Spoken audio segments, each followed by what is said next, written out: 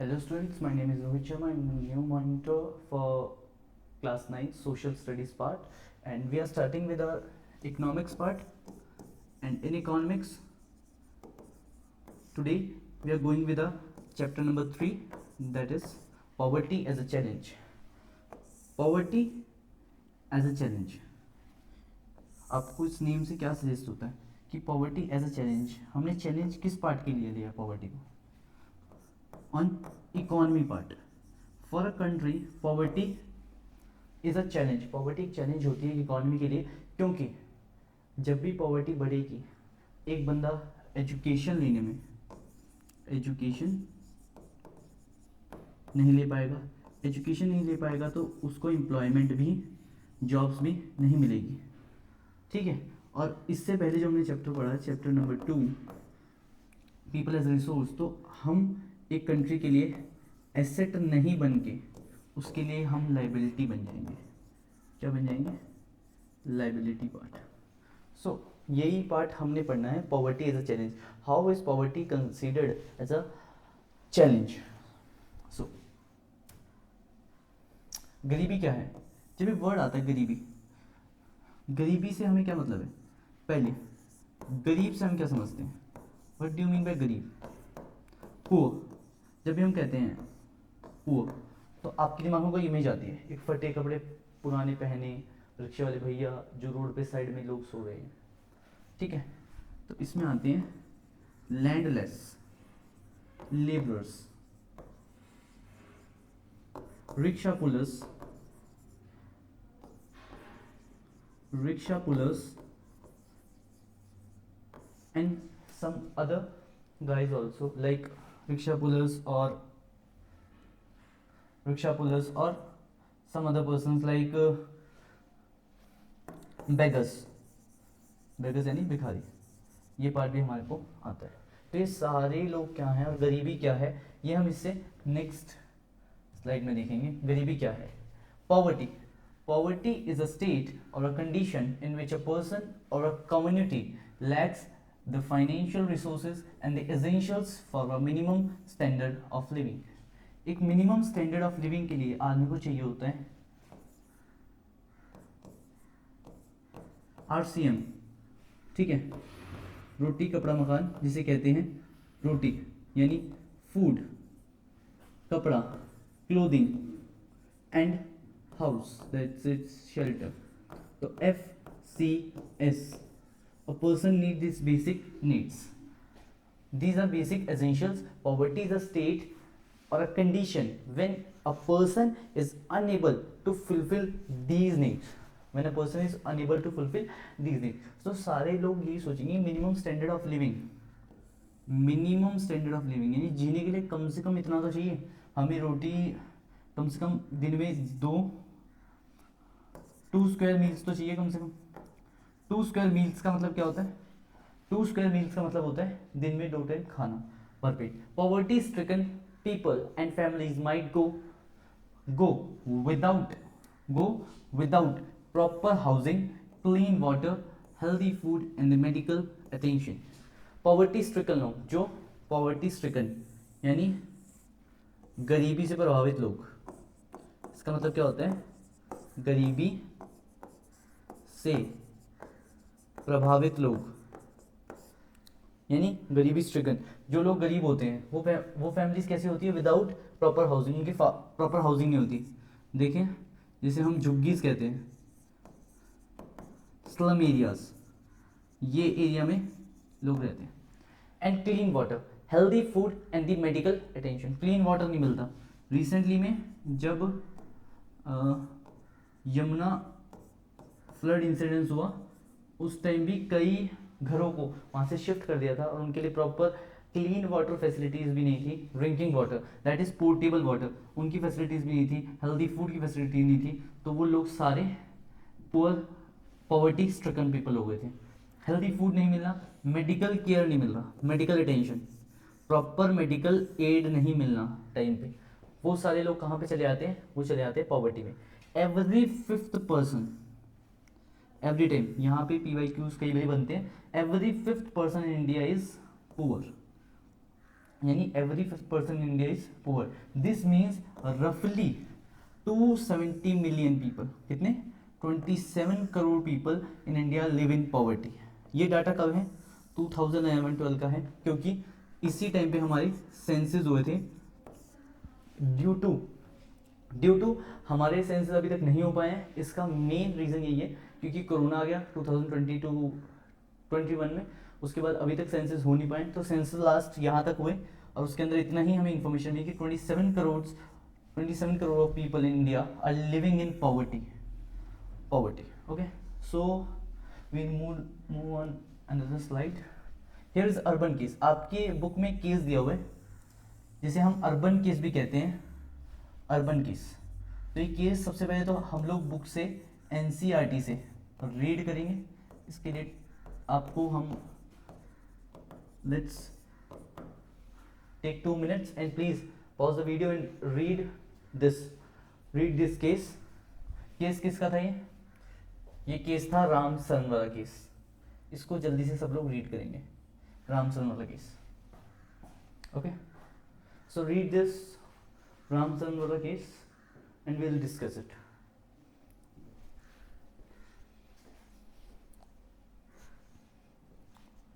Complete. So Ram Saran क्या है? Ram Saran is a daily wage labourer. Daily wage labourer यानी दिहाड़ी मजदूर, जो कैजुअल, जो डेली अर्न करते हैं। रिसेंटली आप तो यहीं पे हैं, तो सेंटर से बाहर जाएंगे तो सेंटर के बाहर अगर आप देखेंगे तो सेंटर के ही बाहर गोलचक्कर के पास आपको लोग मिल जाएंगे जो सुबह बैठ जाते हैं वहाँ पे। और सुबह बैठ के कर क्या रहे होते हैं? सुबह बैठ के वो लोग वहीं पे अपने जो वो परात से होती है वो सब लेके रखते हैं हाथ में, और सारे अपने जो भी इक्विपमेंट्स है वो सारे लेके रखते हैं और लेके रखते हैं वहाँ पे बैठे होते हैं। कोई आदमी आता है, उन्हें बोलता है ये काम है, चलेंगे, उनको ले जाता है साथ में। अगर जिस दिन उनको काम नहीं मिलता उस दिन उन्हें कोई भी पैसे नहीं मिलते, वो सैलरी बेसिस पे काम नहीं करते, वो वेजेस बेसिस पे काम करते हैं, जिसे बोलते हैं हिंदी में दिहाड़ी मजदूर। डेली वेज अर्नर लेबरर्स इन अ फ्लोर मिल। कहाँ पे था वो? Flour mill near Ranchi Jharkhand. तो रांची जहाँ से हमारे MS धोनी भी है, रांची से, तो वहीं पे Jharkhand. Flour mill near Ranchi इन झारखंड। ही अर्न्स अराउंड 1500 पर मंथ। बताओ, इतना तो हम लोग खर्च कर देते हैं। ही earns around 1500 per month when employed. जब वो एम्प्लॉयड हुआ था तो वो 1500 रुपीज कमाता था। He supports his family of 6 person besides sending some money to his elderly parents. His wife and son also work but none of his 4 children can attend school. उसकी wife और son भी job करते हैं, फिर भी but none of his 4 children, उसके 4 बच्चे थे, चारों में से चारों कोई भी स्कूल नहीं जाता है। देखो, तो ये क्या पॉवर्टी ड्रिवन है? यहीं से पता लग गया कि वो बंदा पॉवर्टी स्ट्रिकन होगा ही होगा, पॉवर्टी से ग्रसित होगा ही होगा, ऑब्वियस सी बात है। क्योंकि देखो, एक विशियस सर्कल में चले जाता है बंदा। विशियस सर्कल नहीं, बंदा पुअर है तो प्रॉपर एजुकेशन नहीं मिली, पुअर है तो प्रॉपर एजुकेशन नहीं मिली, प्रॉपर एजुकेशन नहीं मिली तो बंदे को एम्प्लॉयमेंट नहीं मिलेगी, बंदे को एम्प्लॉयमेंट नहीं मिलेगी तो भी लेस पेड जॉब्स मिलेगी। अच्छा, कोई इसमें सचिन तेंदुलकर एग्जांपल लेगा? Exceptions are always there, exceptions होते हैं हर केसेस के, but the main part is here. ये बंदा एक विशियस सर्कल में चले जाएगा। अच्छा, ये पढ़ेंगे हम, एक विशियस सर्कल होता है और एक वर्चुअस सर्कल होता है। कौन सा? एक विशियस सर्कल होता है, एक वर्चुअस सर्कल होता है। तो what is vicious circle and what is virtuous circle और साइकिल, ये दोनों पार्ट हम रीड करेंगे। The family lives in one room rented house on the outer areas of the city. The children are undernourished, having very few clothes or footwear and no access to the health care. उनको health care पे access नहीं है। access to health care मतलब क्या होता है? यानी वो अच्छे हॉस्पिटल्स में ट्रीटमेंट के लिए नहीं जा सकते। They can't afford good health care, और उनको एसेस भी नहीं है वहाँ पे अच्छी हेल्थ केयर की। तो क्या था, यहाँ पे रामचंद्र का केस आया जहाँ पे डेली वेज लेबरर है, वो फ्लोर में भी काम करता है, उसके बच्चे कोई भी हैं पढ़ नहीं जाते, चारों के चारों बच्चे, उसकी वाइफ और उसका सन दोनों ही काम करते हैं, और वो लोग एक रेंटेड हाउस में रहते हैं, 1 रूम रेंटेड हाउस में, on the outer areas of the city. Outer area यानी जो भी बॉर्डर वाला इलाका होता है जहाँ पे बहुत गरीबी और अंडरनरिश्ड लोग रहते हैं, वही इलाका। ठीक है, next part, rural case. For the rural case just go and read Lakha Singh's case. Take out 2 minutes and just read Lakha Singh's case. Lakha Singh. And who was Lakha Singh?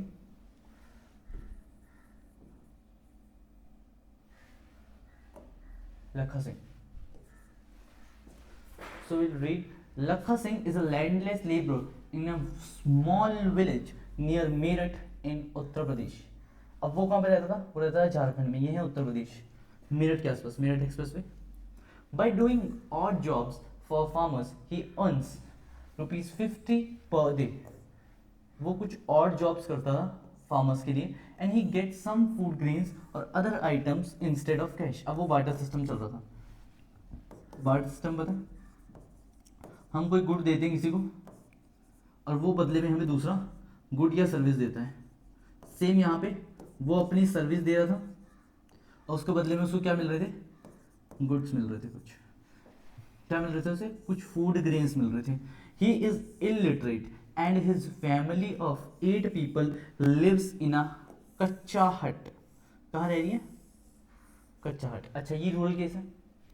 Near the edge of the village. Edge, अच्छा वो कहाँ पे रह रहा था, वो रह रहा था बॉर्डर ऑफ सिटी पे, जिसे हम कहते हैं आउटर एरिया पे। ठीक है, वो आउटर एरिया पे रह रहा था। और ये कहाँ पे रह रहा है, ये भी रह रहा है एज ऑफ द विलेज पे, जहाँ पे रेंट बहुत कम होता है। They have no access to health care. Same case, उसको भी हेल्थ केयर पे एक्सेस नहीं था, इसको भी नहीं था। And can not afford new clothes और इवन सोप और ऑयल। देखो सोप कितनी छोटी चीज होती है, सोप, वहां तक उनको एक्सेस नहीं थी, सोप और ऑयल। और आप लोग देखते हो तो सोप और ऑयल तक एक्सेस नहीं थी, लाइक दिस। ठीक है, तो उनको सोप और वहां तक भी एक्सेस नहीं थी, सोप तक की एक्सेस। सोच सकते हो कितना माइन्यूट सी चीज होती है, हम सोचते हैं कि बहुत माइन्यूट सी चीज होती है, पर सोप तक की एक्सेस नहीं थी। So how we will consider this, further moving on. Conclusion we get from both the case. अब बोथ द केस से हमें क्या पता लगा, poverty means hunger and lack of shelter. Hunger, भूखमरी थी 1500 में या 50 रुपीज पर डे में क्या हो जाता है, कुछ पैसे, इतने कम पैसों में और कुछ फूड ग्रेन्स में क्या हो जाता है, तो हंगर तो होगी, ऑब्वियस सी बात है। और लैक ऑफ शेल्टर तो था ही, उनके पास घर था ही नहीं, उसके पास कच्चा एक हट था और उसके पास 1 रूम रेंटेड था। क्या था, 1 room rented. It is a situation where parents are unable to afford for their children education and health care. ना वो एजुकेशन अच्छी और ना हेल्थ केयर। एजुकेशन भी अच्छी नहीं कर सकते, लाइक गवर्नमेंट स्कूल्स में यू नो कि अभी तो काफ़ी अच्छा हो गया, पर गवर्नमेंट स्कूल लैक करते हैं काफ़ी चीज़ों में, तो गवर्नमेंट स्कूल्स में पढ़ के भी उनका कुछ होगा नहीं। और नेक्स्ट बात यह है कि वो एजुकेशन में भेजते नहीं बच्चों को, काम पे भेजते हैं। ठीक है, it also means lack of clean water and sanitation facility. Proper sanitation facility, proper washroom,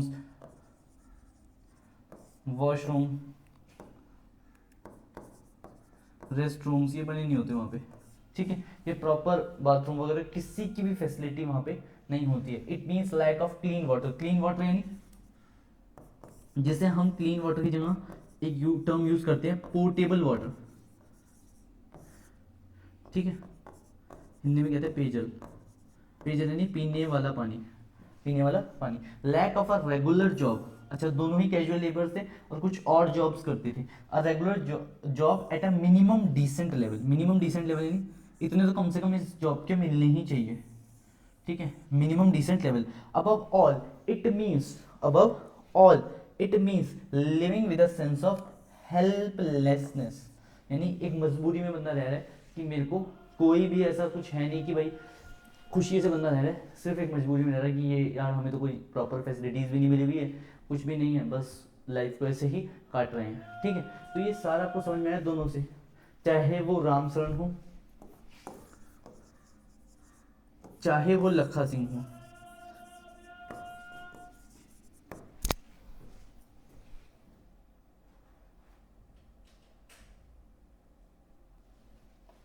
तो चाहे वो रामचरण हो चाहे लखा सिंह हो, दोनों ही केसेस में राम शरण या फिर वो केस हो लखा सिंह का, दोनों ही पॉवर्टी के अंदर बहुत ज़्यादा थे। तो यहाँ तक हमने ख़त्म कर लिया part.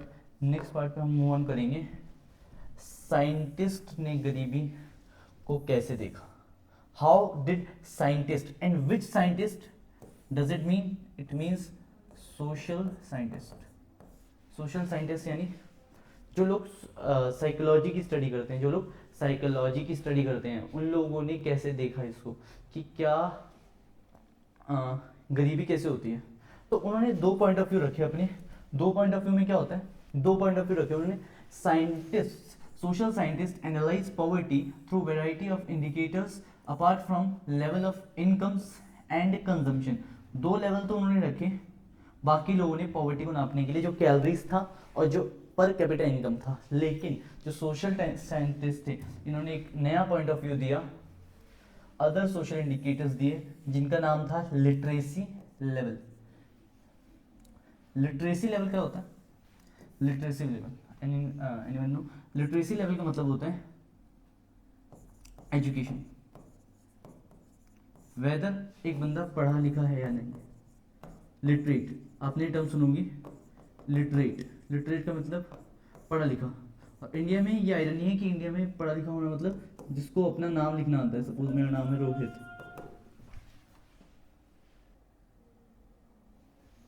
So in education we means पढ़ा लिखा। और पढ़ा लिखा का मतलब यहाँ पे ये है कि बंदा लिटरेट है या नहीं है। लिटरेट यानी अगर सपोज इंडिया में ऐसे गिनते हैं कि रोहित शर्मा, मुझे अपना नाम लिखना आता है और पढ़ना भी आता है, ठीक है, या थोड़ा बहुत पढ़ना है लिखना आता है, नॉलेज है कि ये ए होता है और ये बी होता है और ये सी होता है, ये डी होता है, then I am considered as a literate, I am considered as a literate. तो मुझे लिटरेट कंसिडर किया जाएगा, ठीक है। तो ये पॉइंट ऑफ व्यू इन लोगों ने रखा हुआ है यहाँ पे। पर यह आयरनी हमारे देश की कि लिटरेसी लेवल चेक करने के लिए जितने भी पॉलिटिशियंस है वो सारे इलिटरेट ही ज़्यादातर। तो सोशल इंडिकेटर इन्होंने क्या देखा, सोशल साइंटिस्ट ने, कि लिटरेसी लेवल एक बंदे का अगर हाई होगा तो वो बंदा पुअर नहीं होगा, ये मैक्सिमम चांस है कि बंदा पुअर ना हो। पर आयरनी है, कई ग्रेजुएटेड बंदे भी आज अनएम्प्लॉयड है, ठीक है। तो इसलिए lack of general resistance, what does mean by general resistance to malnutrition. General resistance to malnutrition मतलब बंदे को मैल न्यूट्रिशन के लिए एक वर्ड यूज होता है जिसे कहते हैं कुपोषित। कुपोषित यानी उसको उतना न्यूट्रिशन नहीं मिला जो उस एज के लिए एकदम स्टैंडर्ड न्यूट्रिशन मिलना चाहिए। सपोज उसको मिलना चाहिए 100 और उसको मिला 20, तो अब उसकी रेजिस्टेंस डिजीजेस के प्रति, किसके, डिजीज के ऊपर सही नहीं होगा। एक टर्म सबने सुनी होगी कोरोना में, इम्यूनिटी। तो what does mean bye immunity, इसी को कहते हैं उसको कि इम्यून सिस्टम, क्या इम्यून सिस्टम कितना स्ट्रांग है एक बंदे का, वो देखा जाता है। क्या सिस्टम देखा जाता है, इम्यून सिस्टम, कि एक बंदे का इम्यून सिस्टम कितना स्ट्रांग है, एक बंदे का इम्यून सिस्टम कितना स्ट्रांग है। तो वो देखते हैं क्या एक बंदा पुअर होगा उसका इम्यून सिस्टम स्ट्रांग होगा या पुअर होगा। Lack of access to health care, अच्छे हॉस्पिटल्स में उनको हेल्थ केयर में एक्सेस नहीं मिलती। ऑब्वियसली बंदा पुअर होगा और ये फर्स्ट हमने फुलफिल कर ली कि एक बंदा पुअर है तो वो कहाँ पे जाएगा, गवर्नमेंट हॉस्पिटल्स में। अब गवर्नमेंट हॉस्पिटल में a patient is treated like a animal, okay. Lack of job opportunity, एक बंदे के पास जॉब भी नहीं होगी अगर बंदे के पास प्रॉपर एजुकेशन नहीं मिलेगी। सारे इंटरलिंकिंग पॉइंट है। एक बंदा इलिटरेट होगा तो क्या उसे जॉब मिलेगी? नहीं। Lack of access to safe drinking water and the sanitation facility, ये भी हमने पहले बात की।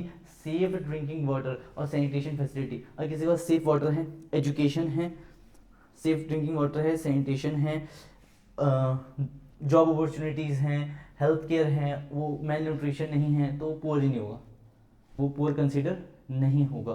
पुअर कौन कंसिडर होता है? जिसे ये बेसिक नीड्स, जिसे भी ये बेसिक नीड्स जो अकम्प्लिश नहीं कर पाता वो बंदा होता है पुअर। ठीक है, moving on the next slide. एक पॉइंट था सोशल एक्सक्लूजन, क्या पॉइंट था? Social exclusion. और एक पॉइंट है vulnerability, the most important concept of the chapter, और हर बार इनसे क्वेश्चन आता है। क्वेश्चन कैसे आता है? Write two dimensions of social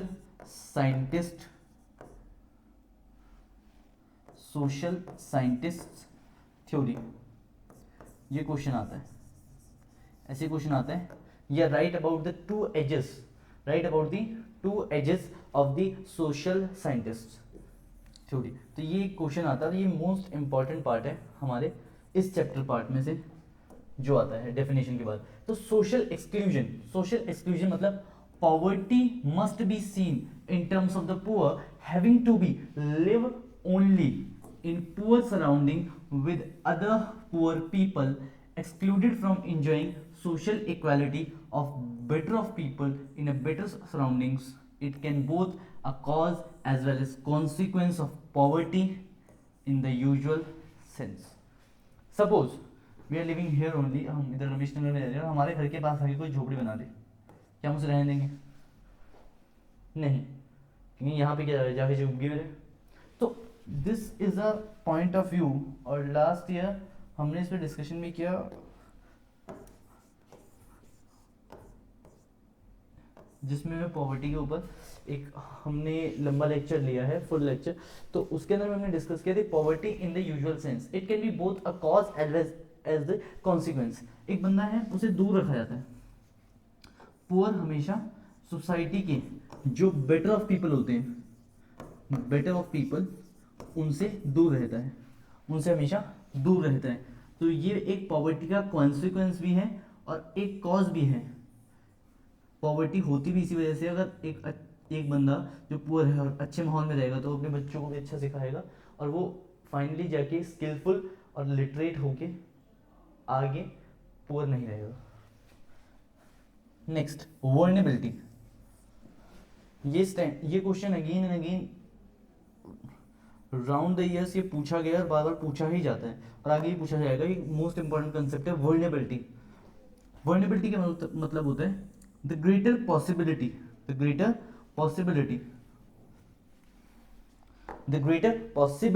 of certain communities or individuals, describe the greater possibility of certain communities or individuals such as widow कौन होता है? जिसके हस्बैंड नहीं होता, विधवा। और अ physically handicapped person, physically handicapped यानी इट मीन्स, अभी उसका शब्द चेंज कर दिया, विकलांग की जगह दिव्यांग हो गया वो, ठीक है। तो दिव्यांग, फिजिकली हैंडीकैप्ड पर्सन, अगर फिजिकली हैंडीकैप्ड पर्सन है, क्या वो जॉब ज़्यादा अच्छे से कर पाएगा? विडो, स्पेशली वुमेन्स को हमेशा ये कहा जाता है कि वुमेन्स को घर के काम करने चाहिए। ये थ्योरी ये हमें चैप्टर में पढ़ाते हैं 10th में भी, ठीक है, और 9th में भी इसका एक पार्ट है। तो वुमेन्स को हम घर का काम करते हैं और बाहर का काम करते हैं जेंट्स यानी मेल्स। तो बिकमिंग और remaining poor in the coming years, तो इनका चांस, वर्नेबिलिटी का मतलब क्या होता है? पॉसिबिलिटी। वर्नेबिलिटी का मतलब क्या है? पॉसिबिलिटी ऑफ सर्टेन कम्युनिटीज और इंडिविजुअल्स, कि कुछ इंडिविजुअल्स ऐसे हैं जो लोग हमेशा पुअर ही रहेंगे। ये क्यों है? क्योंकि It is determined by the options available to different communities for finding an alternative living in the terms of assets, education, healthcare and job opportunity. ये कैसे पता लगता है? क्योंकि उनके पास ना अच्छी जॉब फैसिलिटीज है ना कुछ भी है, इसीलिए ये वर्नेबिलिटी और कम करने के लिए सरकार ने या गवर्नमेंट ने SC एंड STs को रिजर्वेशन दे रखा है। ST एंड SCs को रिजर्वेशन दे रखा है। कहाँ दे रखा है? SC और ST को रिजर्वेशन देखा, कहीं भी देखोगे तो वो रिजर्वेशन इसलिए दे रखा है क्योंकि ये ज़्यादा वल्नरेबल ग्रुप होते हैं। हम इसको आगे जाके पढ़ेंगे अपकमिंग 2-3 स्लाइड्स में। तो SC और ST ये one of the vulnerable groups होते हैं क्योंकि इनका सोसाइटी से एक्सक्लूजन बहुत अलग करते हैं। अगर आप पहले की सोसाइटल स्टीरियोटाइप देखेंगे तो उसमें ये कहा जाता कि यहाँ तक कि वेल्स यानी कुएं वो भी Brahmins, Rajputs, scheduled caste, scheduled tribe, इन सब के अलग अलग होते थे। You can not draw the water from a well that belongs to Brahmin community. Okay, next, poverty line, another important concept that is poverty line.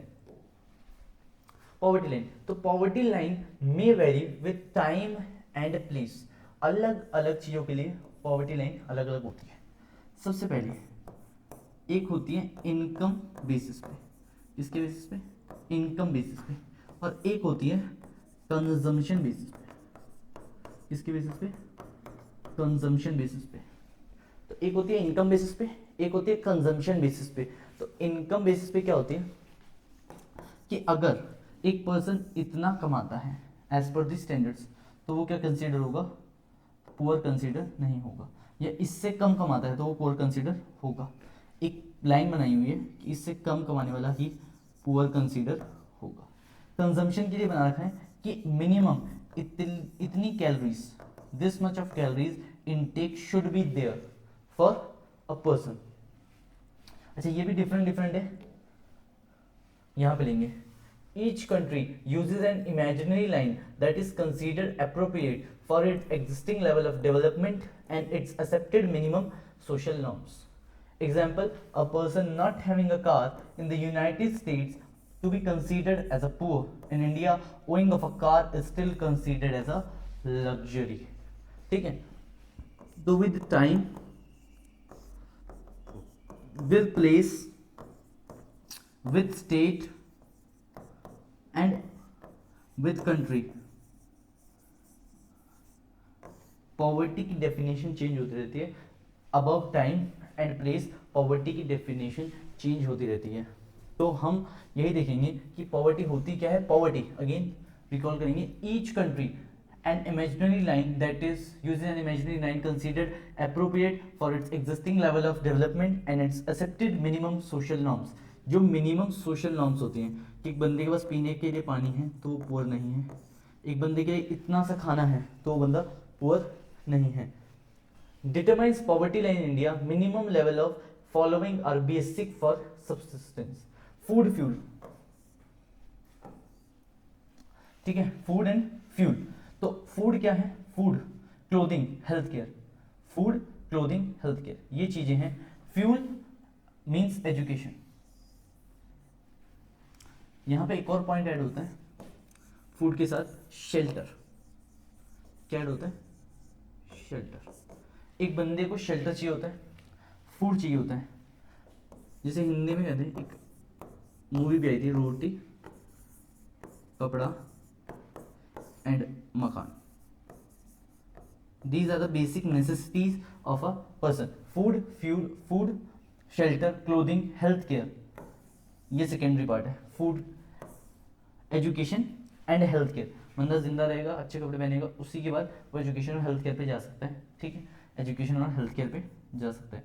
Education mean good और proper education. ठीक है, गुड और प्रॉपर एजुकेशन मिलनी चाहिए।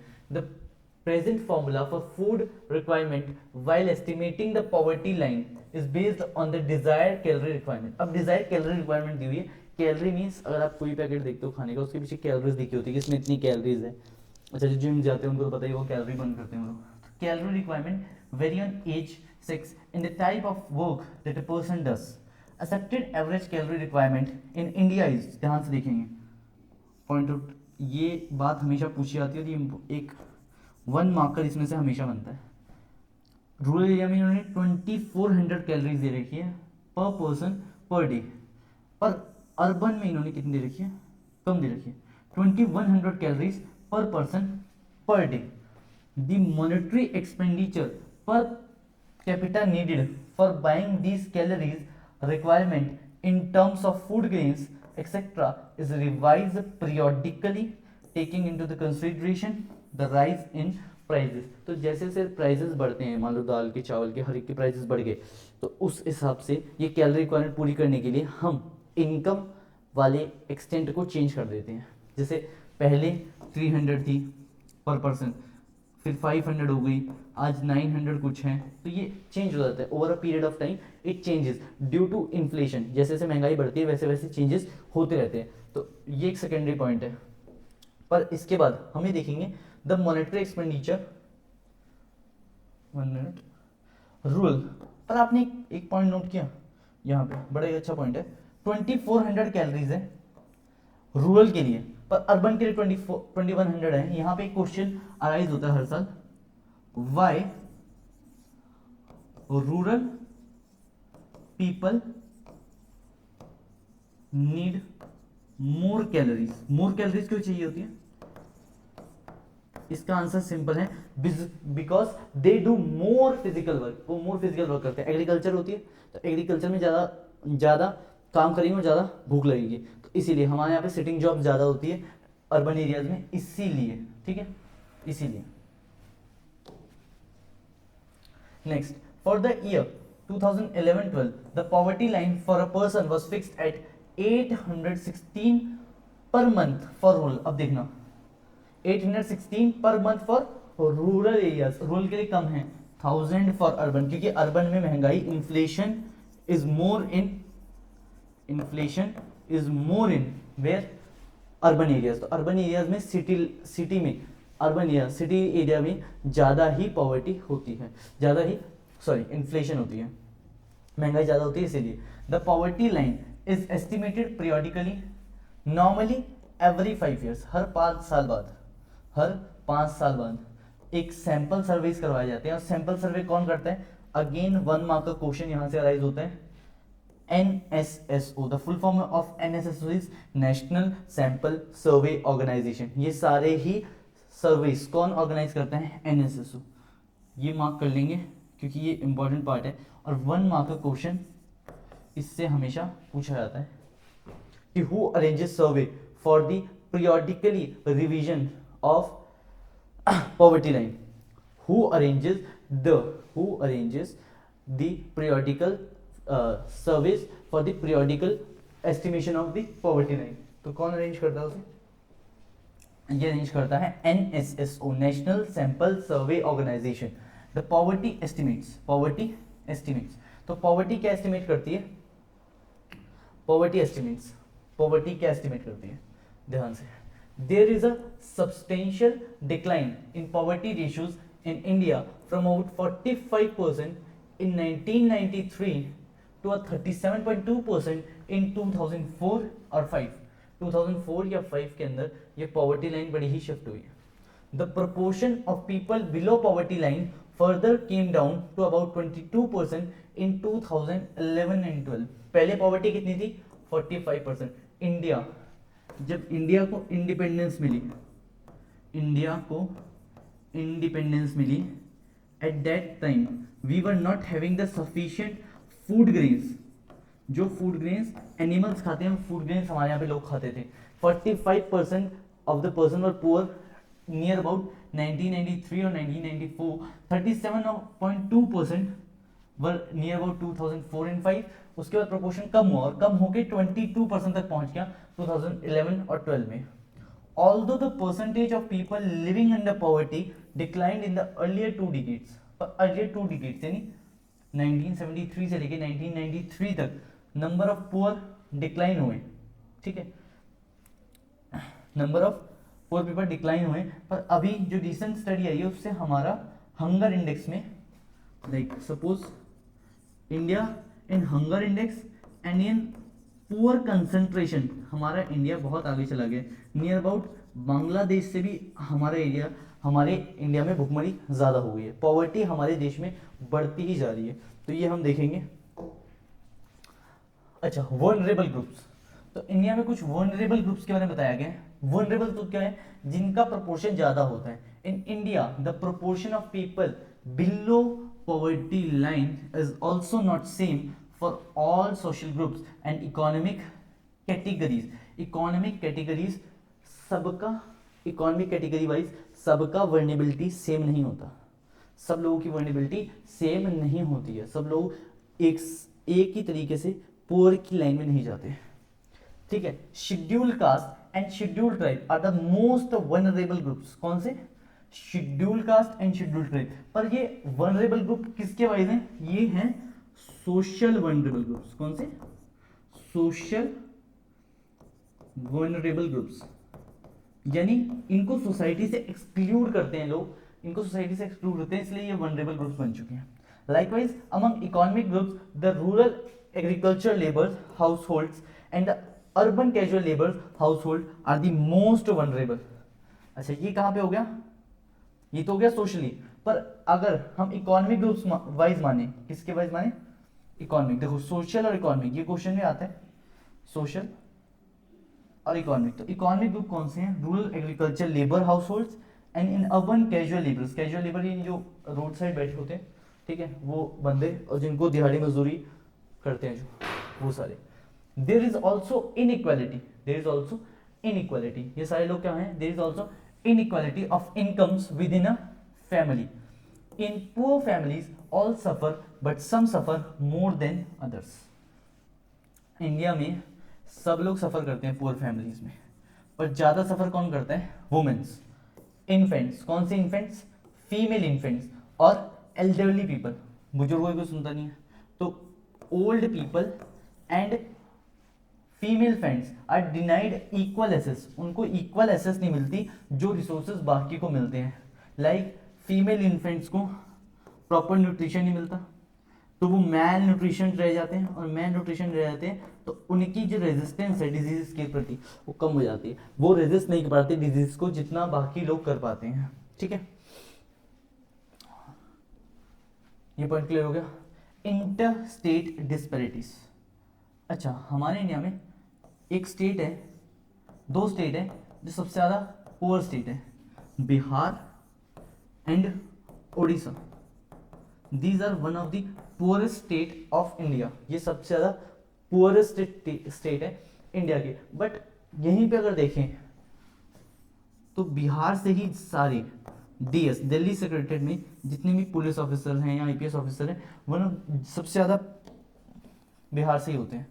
पर still Bihar के लोग बाहर जाके काम करना पसंद करते हैं, पर अपने स्टेट में काम नहीं करते, वो लोग अपने स्टेट में काम नहीं करते। तो यही पॉइंट ऑफ व्यू है, इसलिए बिहार पीछे रह गया। तो inter state disparities, inter state disparity यानी हर एक स्टेट की पॉपुलेशन, हर एक स्टेट की पॉपुलेशन सेम नहीं होती है, हर एक स्टेट की पॉपुलेशन सेम नहीं होती है, साइज सेम नहीं होता है। राजस्थान, राजस्थान सबसे बड़ा स्टेट है एरिया वाइज, पर यूपी पॉपुलेशन वाइज सबसे बड़ा है। गोवा सबसे छोटा है एरिया वाइज, पर लक्षद्वीप पॉपुलेशन वाइज सबसे कम है। लक्षद्वीप रीसेंट ट्रेंड में है, लक्षद्वीप मालदीव्स वाला। तो the proportion of poor people not the same in every state, यही बात हुई, हर एक स्टेट में सारे लोग प्रोपोर्शन पुअर पीपल का सेम नहीं होता। दो state level poverty has witness used a secular decline, decline बहुत हुआ है from the levels of early 70s, the success rate of reducing poverty vary from state to state. States to state poverty कम हुई है, specifically in states में तो बहुत ज़्यादा हुई है, यानी किसी में 10% कम हुई है, किसी में 12% कम हुई है, किसी में 8% कम हुई है। तो ये पॉवर्टी का जो प्रोपोर्शन है डिक्लाइन का, ये सेम नहीं है सब में, ये सेम नहीं है। हाउ डिफरेंट स्टेट रिड्यूस्ड, ये इंपॉर्टेंट क्वेश्चन आता है। How different state reduced, how different state reduced there poverty rate, there poverty rate. तो कैसे पंजाब और हरियाणा ने किया, कैसे केरला ने किया, कैसे वेस्ट बंगाल ने किया, कैसे आंध्र प्रदेश ने किया, ये हम बुक पे देखेंगे। तो बुक में एक राइट में पेज है जहाँ पे ये सारी इंफॉर्मेशन दी हुई है। अभी बताते हैं। Punjab and Haryana famous for agriculture, तो इन्होंने एग्रीकल्चर रिफॉर्म्स किए। कौन से रिफॉर्म्स किए? Agriculture reforms. और एग्रीकल्चर रिफॉर्म्स कब हुए थे? हुए थे ग्रीन रेवोल्यूशन के बाद। ग्रीन रेवोल्यूशन जो 90s में आया, 1960s में, 1960s में। उसके बाद क्या हुआ? मॉडर्न टेक्निक्स यूज होने लग गए, पेस्टिसाइड्स यूज होने लग गए, इंसेक्टिसाइड यूज होने लग गए, फर्टिलाइजर यूज होने लग गए। इसके बाद फर्टिलिटी बढ़ गई और फर्टिलिटी बढ़ने से प्रोडक्शन भी बढ़ गई। तो 1960s एग्रीकल्चर रिफॉर्म्स और ग्रीन रेवोल्यूशन। ग्रीन रेवोल्यूशन हुआ और एग्रीकल्चर रिफॉर्म्स हुए। केरला में क्या हुआ? केरला में काम हुआ ह्यूमन रिसोर्स पे, ह्यूमन रिसोर्स पे, ठीक है। उन्होंने ह्यूमन रिसोर्स डेवलपमेंट किया, यानी एजुकेशन पे पैसा खर्च किया, एजुकेशन और better health care. West Bengal में क्या हुआ? वेस्ट बंगाल ने लैंड रिफॉर्म्स किए। अब लैंड रिफॉर्म्स कैसे किए ये ध्यान सुनेंगे। लैंड रिफॉर्म्स ऐसे किए, उन्होंने जो सेग्रीगेट लैंड थी उनको एग्रीगेट कर दिया। सेग्रीगेट लैंड यानी मान लो ये लैंड है, this is your grandfathers land, और तुम्हारे पापा और चाचा दो लोग हैं, ऐसे कट गया। Now you are two brother and sister, अब ये लैंड इतना हो गया, ठीक है। तो ये पार्ट में बट के ना ऐसे ये लैंड इतना छोटा हो गया कि इसकी यूटिलिटी जीरो हो गई, इसकी यूटिलिटी जीरो हो गई। तो इन्होंने क्या किया? इसको बढ़ाने के लिए उन्होंने एग्रीगेट किया, इन्होंने बाउंड्रीज खत्म की, और बाउंड्रीज खत्म करके लैंड रिफॉर्म लेके आए, और जो लोग नहीं माने उनकी लैंड को इन्होंने अपने पास ले लिया, गवर्नमेंट ने अपने पास ले लिया। आंध्र प्रदेश एंड तमिलनाडु इन्होंने शुरू किया पीडीएस सिस्टम। क्या शुरू किया? पीडीएस सिस्टम, पब्लिक डिस्ट्रीब्यूशन, यानी free food grains, ration, free rationing की इन्होंने, रेशनिंग फैसिलिटीज दी। और Andhra Pradesh is famous for their cooperative rationing shop. ये हम नेक्स्ट चैप्टर जो अपकमिंग आएगा उसके अंदर हम ये लोग रीड करेंगे कि कैसे उन्होंने कोऑपरेटिव्स को बढ़ाया। अब global poverty scenario, global poverty scenario, कैसे ग्लोबली पॉवर्टी डिफर करती है और कैसे ग्लोबली पॉवर्टी का रेशियो अलग अलग है। The proportion of people living under poverty in different countries is defined by the World Bank as living on less than $1.90 per day। $1.90 यानी अभी एक इंडेक्स में हम देखें तो near about 100 rupees, near about 100 rupees. तो 100 रुपीज जो कमाता है 100, या हम 100 तो भी कम हो गया, I think near about 150 rupees, near about 150 rupees. तो 150 रुपीज जो कमाता है वो होता है पुअर, इन 150 से कम। In the countries of South Asia, South Asia में कौन सी कंट्रीज हैं? India, Pakistan, Sri Lanka, Nepal, Bangladesh, Bhutan. The decline has also been rapid, ये डिक्लाइन बहुत रैपिड रहा है। Poverty in India is also shown higher than national estimates. India की पॉवर्टी नेशनल एस्टिमेट से बहुत ज्यादा रही है। Sub Saharan Africa, poverty in India is also shown higher than the national estimates. National estimate यानी जो इंटरनेशनली एस्टिमेट किया गया पॉवर्टी, उससे भी ज्यादा पॉवर्टी हमारे देश में हो गई थी एक टाइम पे, ऐसा आ गया था during the time of independence.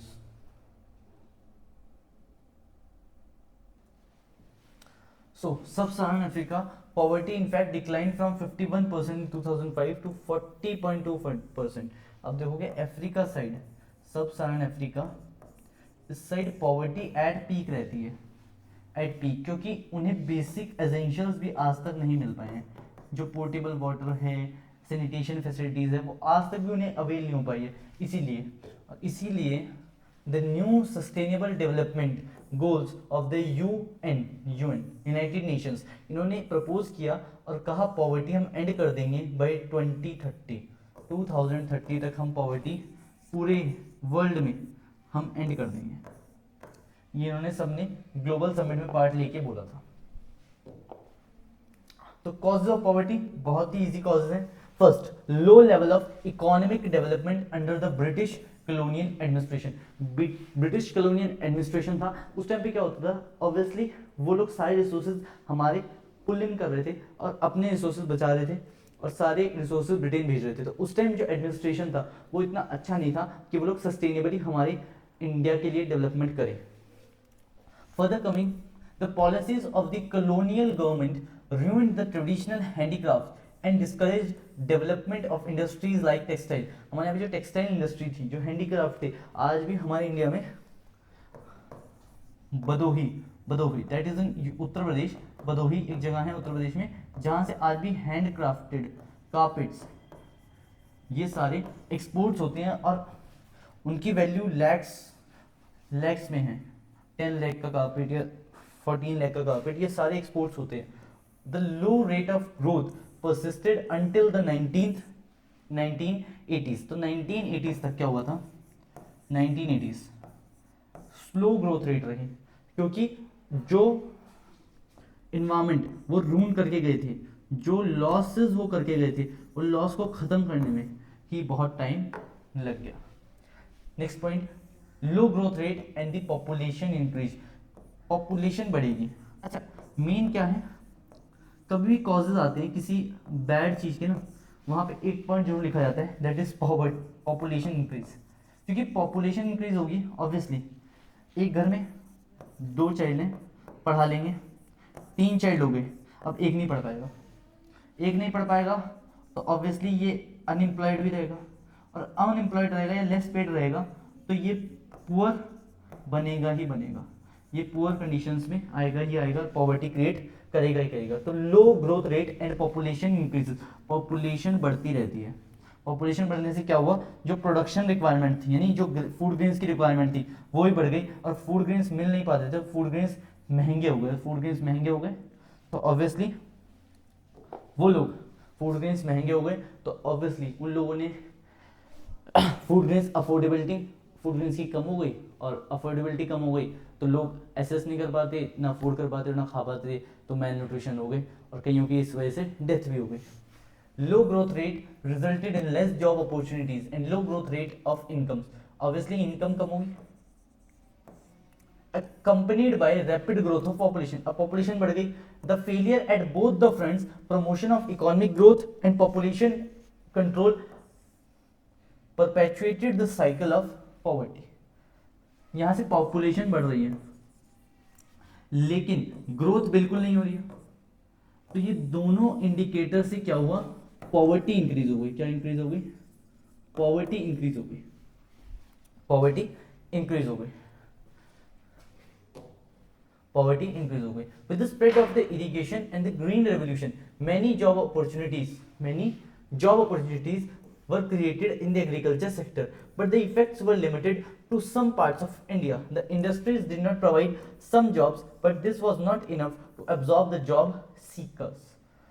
क्योंकि पॉपुलेशन बढ़ गई, अच्छा जॉब्स तो कम बढ़ती हैं in the context of population बढ़ी, जॉब्स उतनी हैं तो लोग लेस पेड जॉब करेंगे या फिर अनएम्प्लॉयड रहेंगे तो इनकम कम होगी तो फूड नहीं अफोर्ड कर पाएंगे, और फूड नहीं अफोर्ड कर पाएंगे तो ऑब्वियसली वो विशियस सर्कल में चले जाएंगे। विशियस साइकिल वही है पॉवर्टी, वो भी पॉवर्टी में, उनका चाइल्ड भी पॉवर्टी में, उनकी चाइल्ड का चाइल्ड भी पॉवर्टी में, तो सेम ये विशियस सर्कल बन जाता है। ठीक है, unable to find proper jobs in cities, many people started working as rickshaw pullers। अब लोग यही काम करने लगे, फिर वेंडर्स जो रेडी लगाते हैं, construction workers and domestic servants. आज कई लोग डोमेस्टिक सर्वेंट का काम करते हैं, तो वही काम करने लग गए वो लोग। किस चीज़ का काम करने लग गए कि इंडस्ट्रीज में उतनी जॉब मिल नहीं रही और सबको पैसे तो चाहिए, तो ऑब्वियसली उन्होंने वो काम शुरू कर दिया। Another feature of the high poverty rates have been huge income inequalities। देखो पुअर, एक कहावत है ना, गरीब और गरीब हो रहा है और अमीर, तो पुअर और हो रहा है गरीब, और हंगर स्ट्रिकन भी हो रहा है, और साथ में जो रिच आदमी है वो और अमीर हो रहा है। Main reason unequal distribution of land and other resources. एक बंदा है जो रिच है, उसकी एक्सेसिबिलिटी सब चीज की है, उसकी अफोर्डेबिलिटी भी हर चीज की है, और वो चीज को अवेल भी कर लेगा। हर चीज की अवेलेबिलिटी है, अफोर्डेबिलिटी है, एक्सेसिबिलिटी है, तीनों ही फीचर चाहिए होते हैं। अगर मान लो एक चीज अवेलेबल है मार्केट में, मेरे घर के पास किसी चीज का सपोज क्रोमा है, पर क्रोमा में जाके मैं शॉपिंग नहीं कर सकता because I can't afford it. तो मेरे पास एक्सेसिबिलिटी भी है, अवेलेबिलिटी भी है, पर अफोर्डेबिलिटी नहीं है। तो इसलिए the three dimension are most important. एक चीज़ की लेने के लिए थ्री डायमेंशंस की मोस्ट इंपॉर्टेंट होते हैं, that is affordability, accessibility, availability. पहले ये ए और ए हो और अफोर्डेबिलिटी ना हो तो भी कोई मतलब नहीं है, और मेरे पास पैसे भी हैं, पैसे हैं और यहाँ पे अच्छे हॉस्पिटल्स नहीं है, तो फिर मेरे को हेल्थ केयर लेने बाहर जाना पड़ेगा, तो वो एक्सेसिबिलिटी नहीं है मेरी।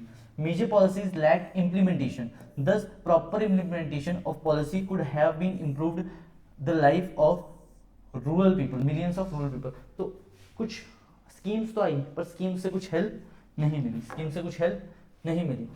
अदर फैक्टर्स, कुछ कॉजेज अदर भी थे।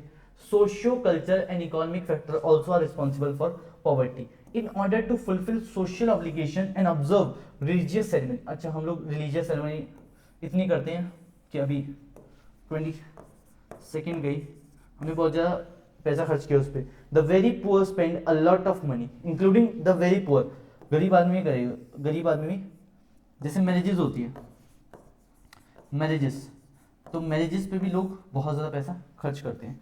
Poor people hardly have any savings, they borrow and unable to pay because of the poverty, they become victim of indebtedness. यानी वो शिकार हो जाते हैं और गरीबी के अंदर, गरीबी के विशेष सर्कल में वो लोग चले जाते हैं, गरीबी के विशेष सर्कल में वो लोग चले जाते हैं, गरीबी के विशेष सर्कल में चले जाते हैं। इंडेटनेस यानी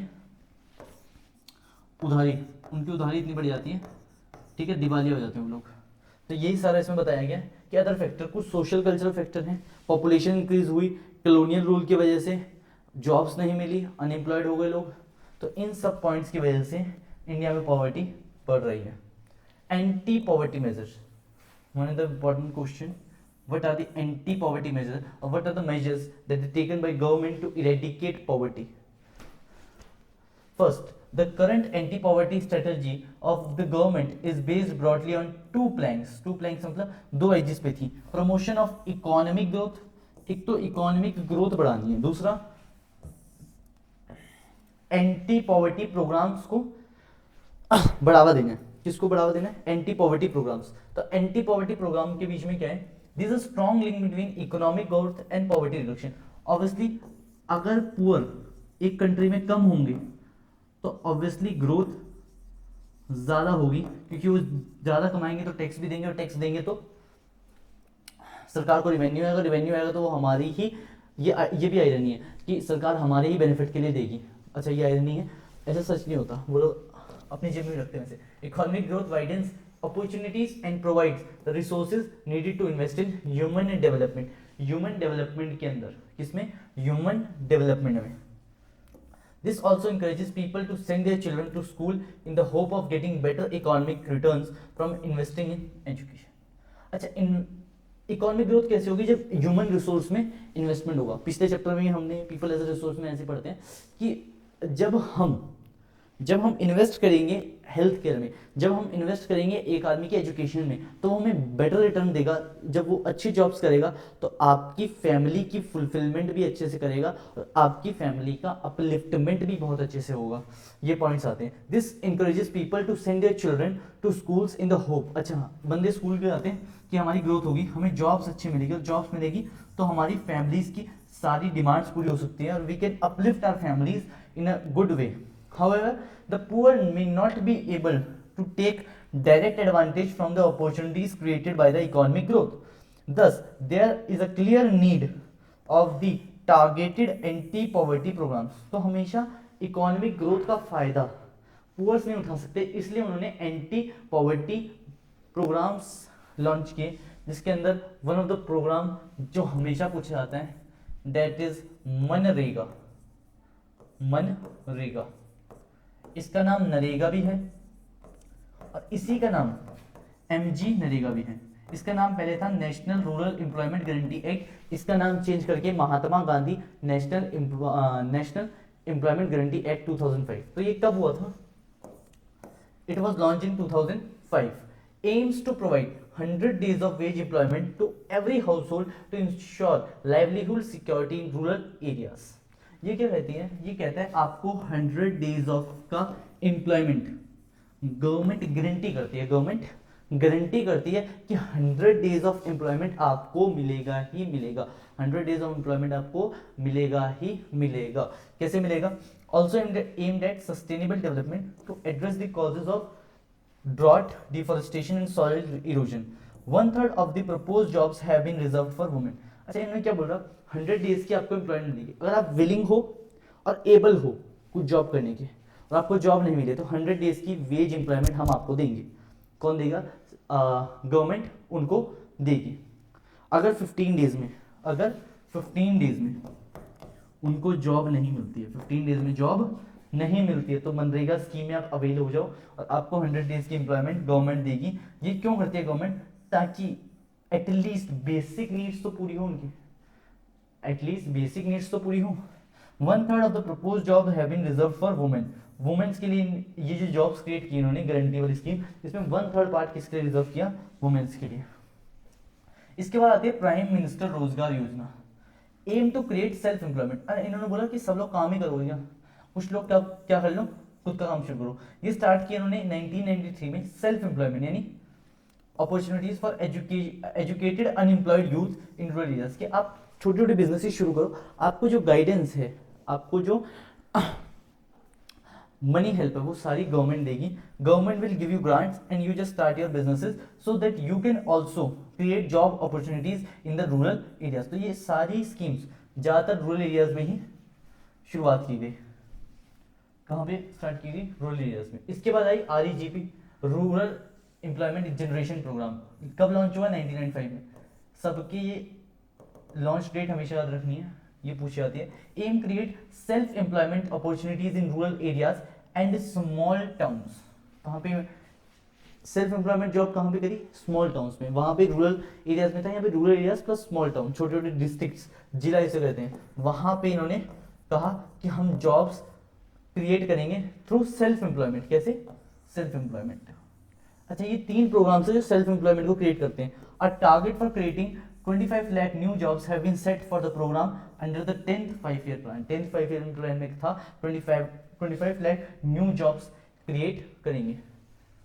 अच्छा, अब इसमें देखो, प्रधानमंत्री ग्रामोदय योजना। ग्रामोदय योजना यानी ग्राम उद्योग, इसका मतलब था ग्राम उद्योग, इंडस्ट्री क्रिएट करना, छोटी छोटी industry. Um additional central assistance is given to states for basic services such as primary health, primary education, primary shelter, rural drinking water and education, rural electrification. यानी गांव में बिजली हो, इसलिए 2000 में स्कीम शुरू की ग्रामोदय। ग्राम उदय, ग्राम का उदय यानी गांवों का उदय हो। तो गांव का उदय कैसे होगा? वहां पे एक primary health care facility centre हो, एटलीस्ट एक प्राइमरी स्कूल हो, एटलीस्ट एक प्राइमरी स्कूल हो, सबके पक्के मकान हो,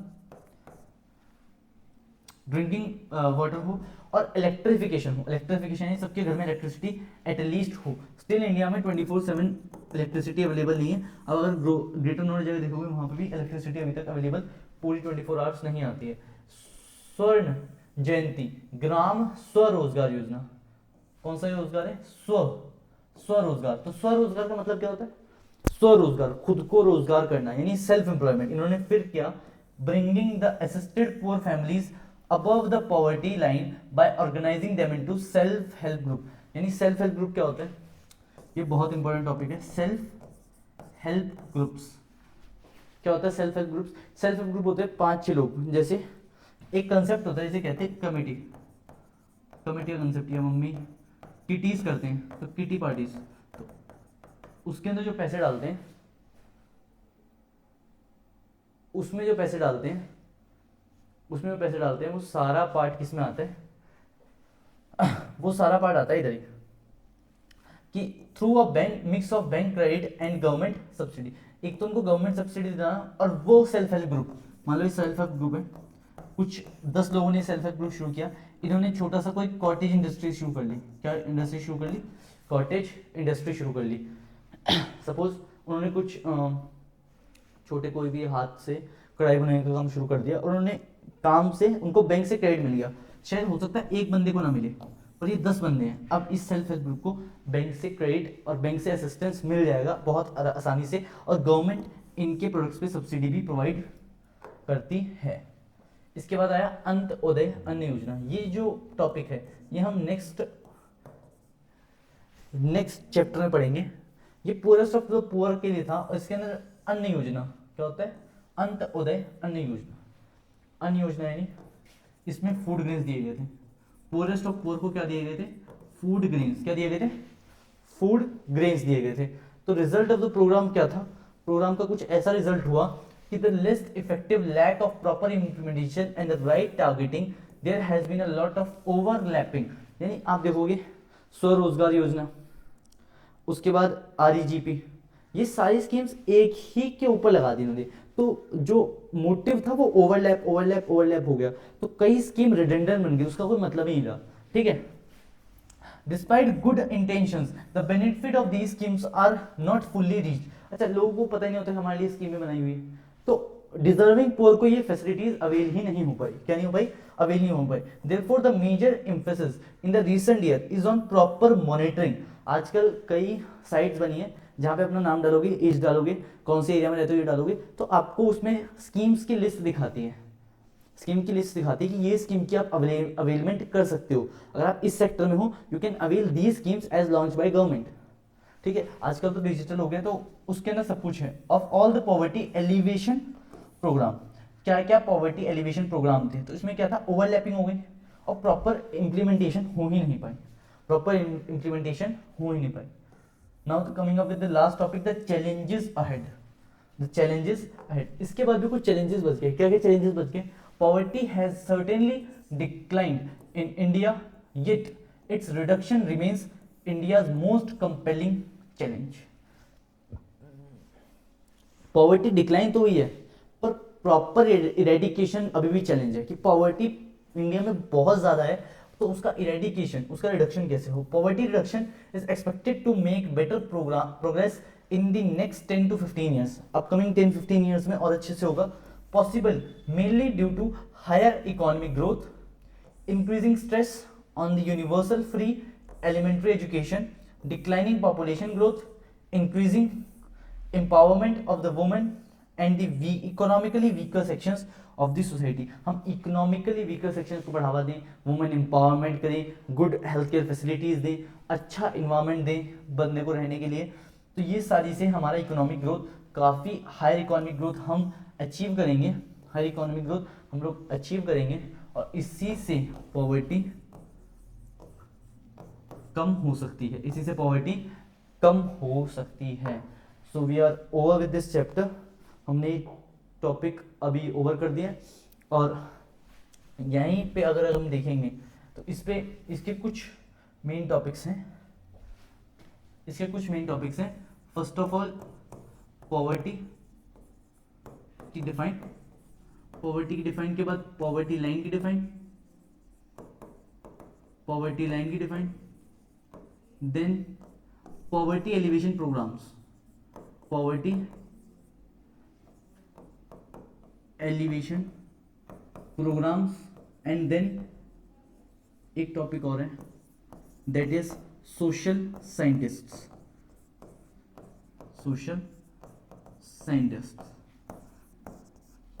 इसमें मनरेगा एक टॉपिक है, मनरेगा, ये सबसे इंपॉर्टेंट है। ओके, तो these are the important topics. Thank you very much. We are over with this chapter. यहाँ तक आपको समझ में आया होगा आई थिंक। बहुत इजी पार्ट में पॉवर्टी एज ए चैलेंज, ये चैप्टर हमारा खत्म हो गया नियर अबाउट 1 आवर में। इसी से अटैच्ड आपको एक MCQ की शीट मिलेगी जो आप इसके बाद सॉल्व कर सकते हैं, ताकि आपको कितना समझ में आया आप ये देखने के लिए, और एक बारी क्विक रिवीजन देंगे NCERT को, ताकि आपको इसकी बेटर अंडरस्टैंडिंग बनेगी। Thank you all.